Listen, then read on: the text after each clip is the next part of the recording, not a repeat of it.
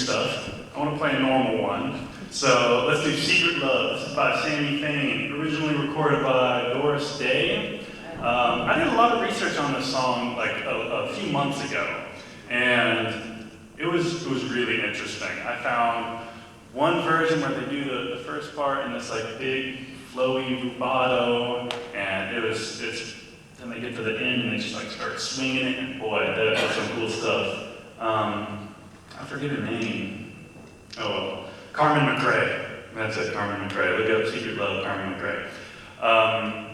I realize that I haven't taken a second, and I know this is the choir director syndrome kicking in, but I promise you I'll play some music soon. I haven't talked really about who Ahmad is as a person. I don't know a ton about him. Every time I Google this guy, I find out something new, but he's kind of normal as far as jazz musicians go. You know, no heroin death at 32, so it's a good start. I know that he didn't drink, and I know that he loved to not play the piano. This guy would start a recording and just sit there. And you would do nothing, you just let the drums and the bass run, and if you click on any live track from Ahmad Jamal, there's a good chance that you're just going to listen to those two guys do whatever they want for 30 seconds before he starts to play. I don't know why, I figured most of his albums were background gigs, and he was, I don't know, he didn't drink, so maybe he's like off talking to somebody or something, I don't know. Anyways, I'm going to try not to do that. We'll see if I make it through the whole song. Here's Secret Love.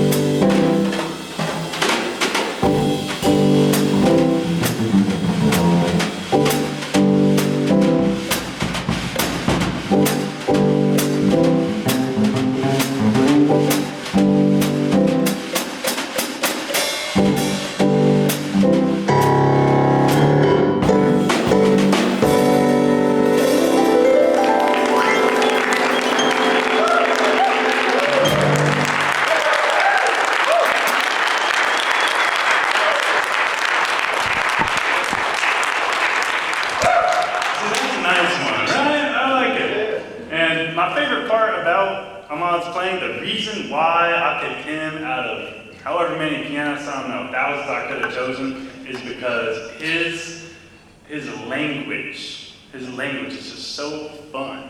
And that little thing that, from the end there, we can do that anywhere. Anytime I just go, and they know it's secret love, and they know what to do, right? So now you too know a word of jazz. So you can speak it right as soon as you take piano lessons from me. It's for the next lesson. If you're interested, please talk to me after the show. Anyways, most artists have their breakout song, their big hit, so to speak.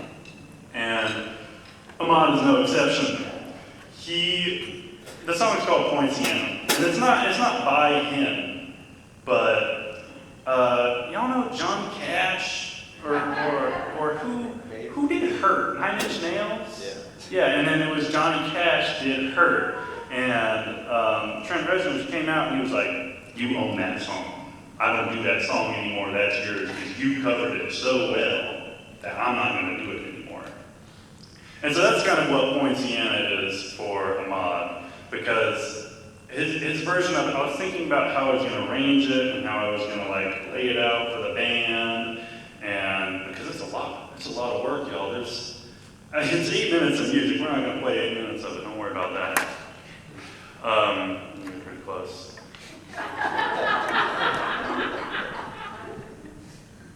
But I just couldn't find a way, so I just learned it note for note. So that's what you're gonna hear. Here's points again. Modulon.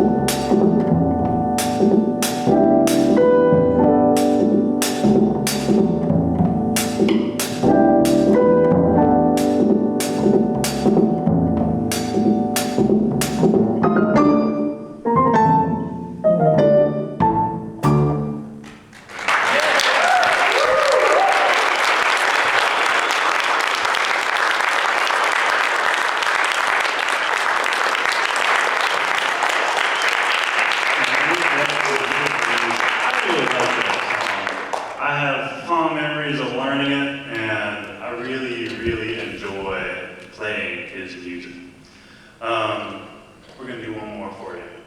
One more song. This one's not by Ahmad Jamal, and it's not his arrangement. So yeah, I know, we'll have your hat over there. This is Nardis. It's by Bill Evans. And this one is less a tribute to this concert and the band, and more a tribute to this group. Because we've been playing together a while now, almost like, what, 2-3 years, something like that? Yeah. And, well, it's been fun to do it. And one of the first songs we learned is called Nardis. I think it's a tribute to a producer. It's mainly known by Bill Evans' version. This is pretty close, but not exactly that. And it's pretty debated on who wrote it. Miles Davis is generally credited with writing the song. A lot of people say he stole it from Bill. A lot of people say he stole it from Miles. I don't care. I play the piano. I don't have to deal with any of that. All right, here we go. Put the microphone down.